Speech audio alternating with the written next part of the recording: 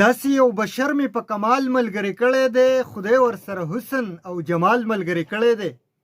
او ستا خو تشې سترګې تورول د سړي خون اخلي نن دې لا د زنې سره خال ملګری کړی دی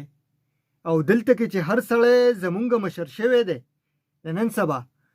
دلته کې چې هر سړی زمونږ مشر شوی دی نو ځان یې د اغیار سره په مال ملګری کړی دی او تاله پر یو سپک منګې جوړوم چې ګودر لوړي تاله په یو سپک منګې جوړوم چې ګودر لوړي دې غرض لپاره مې کولال ملګری کړی دی او اوس به د غزل په جوړولو کې وخت نه لګي ستا تصویر زما سره یو خیال ملګری کړی دی او نور به د بارودو د لوګو په تیارو نه درومي علم د پښتون سره مشال ملګری کړی دی او ووایه ارمان درته ګلرنګې څه درولېږم خدای را سره نن ستا کلیوال ملګری کړی دی السلام علیکم ورحمت الله وبرکاته آواز د FM 93 ریډیو دلبر 400 دی او زیم ستاسو قربا ستاسو ملګری ستاسو دوست ستاسو خادم نذیر احمد خادم او د پروګرام نوم دی آل ان ون اوریدونکو د خپل خالق مالک او رازق نه د امید لرم چې تاسو کوم ځای هم یې خبره خوشاله به خاد به آباد به هریالي به سوکالي به په چین کې به په سکون کې به په اطمینان کې به په راحت کې به په مزو کې به په چرچو کې به په خایستونو کې به په ښکلاګانو کې به په رڼاګانو کې به دې سره سره کم ځای کې چې تاسو FM 93 ریډیو دلبر 400 ټیون کړی دی زما غږ زما आवाज اورئ که د ژوند په هر ډګر یې د ژوند په هر شوبه کې یک ولاړ یې که ناست یې که را روان یې کم لاس یې که یارانو دوستانو سره محفل مو را جوړ کړی د اجره کې یا بیټک کې کوم ځای کې چې زما غږ زما आवाज خورېږي او خو سپیشلی اوریدونکو چا چې ماته انتظار کړی دی د دې پروګرام دپاره زما چې کوم داسې لیسنر دي چې هغوی زما پروګرام اورېدلي او ماته چا انتظار کړي که نه هغوی ته پروګرام کې هرکلی په خیر راغلی او سلامي شي او زما د طرف نه او زما د وراره ابوذر د طرف نه ورته سپیشلی سلوټ نو چا چې انتظار کړي هغوی ته د خپل ځان په خپله معلومي په زړه کې به دا ویلي چې او دا مونږ یادي نو چا چې FM 93 ریډیو دلبر 400 بای چانس ټیون کړی دی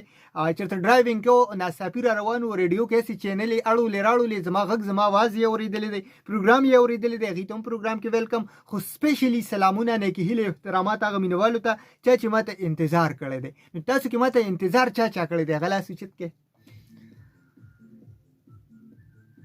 دې سره سره اوریدونکو د انتظار خبرې چې کله راشي نو په ژوند کې د ټولو نه ګران کار ګوره انتظار دی او بل زمانه چې کوم ځای کې هم چا تپوس کړی دی که نه چې په دنیا کې د ټولو نه ګران کار څه دی ستا په نظر کې د اوپینیني رای هر انسان ورکړي د یو ایشو باره کې د یو کار باره کې د یو پرسنالټي باره کې زمانه چې کوم ځای تپوس شوی دی چې په دنیا کې د ټولو نه ګران کار څه دی تاسو ته پته ده اوریدونکو په دنیا کې د ټولو نه ګران کار څه دی ستاسو په خیال کې زما په خیال په دنیا کې د ټولو نه ګران کار دی وخت کې د خپل بچي د خپل ماشوم بهترین انداز کې تربیت کول دي داسې ده که نه ده که چېرې موږ د خپل بچي د خپل ماشوم په صحیح توګه باندې تربیت کو نو معاشره کې چې کوم کرایمز دي کوم بېروزګاري ده کوم د دې نه علاوه کوم ایشوز چلیږي که هغه ډکیتي ده که هغه غلا ده که هغه چې کوم دی نو جیب وهل دي د چا نه که هغه کرپشن دی که هغه مونږ کونډې چې بجلی پټول شو که هر یو برایي شاته چې کوم دی د بچي بهترین تربیت نه کول دي که چېرې مونږ په صحیح توګه باندې خپلو بچو له خپلو ماشومانو له خپل راتلونکي نسل له په صحیح توګه باندې په صحیح معنو کې هغه ته هغه کیر میلاو شو هغه خیال ورله مونږ ساته زمونږ معاشره به نن یوي سبا به بلي زمونږ او د چین تاریخي ازادي تقریبا یو ده هغوی کم ځای دي مونږ کم ځای نو څه پکار دي د ټولو نه ګران کار چې کوم دی هغه د خپل بچي بهترین انداز کې تربیت کول دي او زه اکثر په هر پروګرام کې تاسو ته دا خبره کوم چې ماشوم پیدا کول دا کمال نه دی دا یو فطري عمل دی ځناور او انسان کې یکسا دی خو د بهترین تربیت په وجه باندې د خپل بچي نه بهترین انسان جوړول دا ډېر غټ کمال دی دا فن دی په دې باندې ډېر کم خلک پوهېږي انتهایی کم خلک په دې باندې پوهېږي چې ماشوم له به تربیت څنګه کوي صحیح ده تاسو اکثر په دې چې کله د غرمې شروع شي که نه او د نور ښه تیزي تاسو به پکې ماشومان وینئ په نیرونو کې به څه ماشومان لامبي څه ماشومان به وینئ چپړې بیني او په دې تک کڼه غرمه کې به منډې وخي د خپو دا ګوتې داسې کولاو شوي دا بچي دا ماشومان د کوم ځای نه راشي مور او پلار یې دننه ودي دا پته ورته نه چې زما بچي چېرته تللی دی څه به کوي هغه نور کیر د تعلیم دنیاوي تعلیم دیني تعلیم دا ځان له خبرې دي دا پرېږدی صرف د هغه د اوده کېدو او د پاسېدو کم ټایم به ماشوم د کېږي کم ټایم به پاسي کم ټایم به دې سټډي کوي کم ټایم به دې چې کوم دی نو لوبې کوي د هغه د صحت خیال ساتل. نن سبا داسې چې کله زمونږ ماشومان ډېر تنګ کړي نو موږ له 85 نوټ ورکو ورشه بچې ځه په پیسو باندې مېندې د ماشومانو د ځان خلاصي که نه خلاصي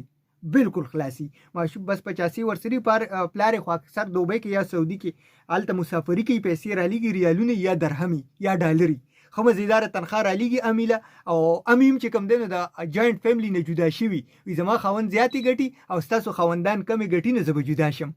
جدا شوي د خپلو بچو تربیت بیا دا حالي چې ماشومان بیا په پیسو کلاري نو چې کله ماشوم په جړا شي یا ورله موږ ټچ والا موبایل ورکو